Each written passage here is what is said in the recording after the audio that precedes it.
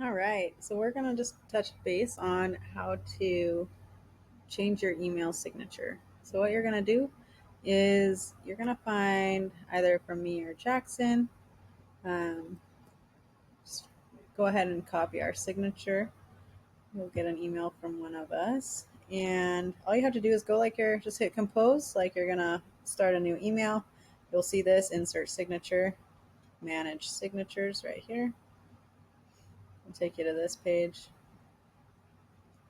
And then you'll go ahead and go down and find right here, you can see signature.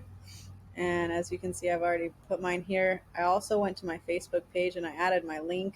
I just went to facebook.com and linked my profile. And I did the same with my LinkedIn.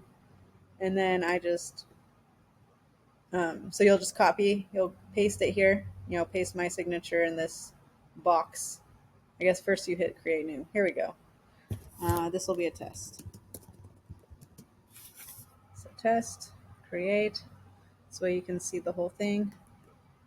Perfect. Boom. That's all you got to do. Change your name, change your number.